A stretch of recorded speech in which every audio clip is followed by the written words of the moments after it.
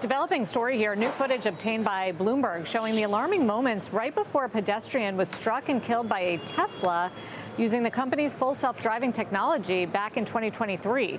Deirdre Bosa has more on why this video is raising new questions, Deirdre, just as Tesla gets ready to release its Robotaxi onto the Austin roads.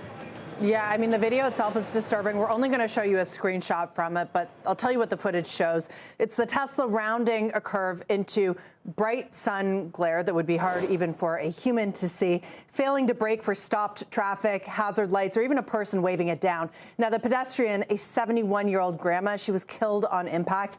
And that kind of glare, it's one of the toughest challenges in autonomous driving, and also one of the clearest cases where LiDAR outperforms cameras. But Tesla's approach relies entirely on vision, so no LiDAR, no radar, just cameras and code. And that makes safety, not speed or scalability, the real test here, and the real test when it rolls out later this month. Now, self-driving accidents, they've shut down Cruise after $10 billion in funding from GM, and it's why Uber abandoned its ambitions in 2020 after another accident. Now, it's also why Waymo's co-CEO Takadra Mawakana told me that their goal is to outperform human drivers, and why they built their system around redundancy, LiDAR, radar, and vision. Have a listen.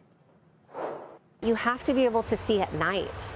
You have to be able to have this vision that's better than humans, right? Like what we're doing is we're replacing humans. We're not asking you to sit behind the wheel and take over the vehicle at a really vulnerable moment. Right. Instead, we're inviting you to sit in the back seat, relax and unwind, and get safely to your destination. That's a very different value proposition, but it's one that requires belts and suspenders.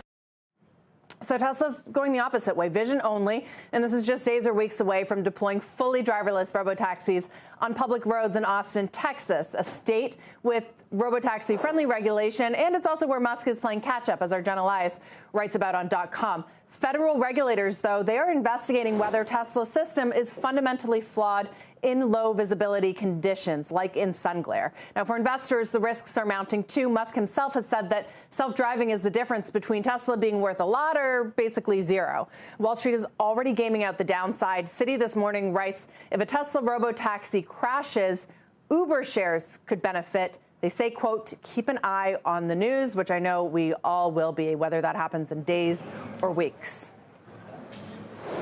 Yeah, I mean, I guess, is it an issue also of selling it to the public, the why behind all of this? Absolutely.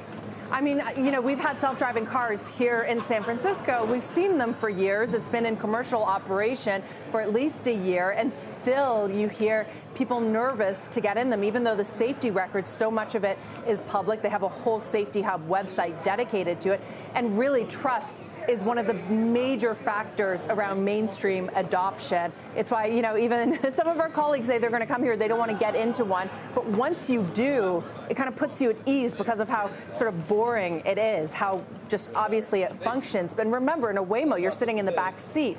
With Tesla, that's going to be a really, really interesting test because there isn't going to be a safety driver when it rolls out in Austin, Texas.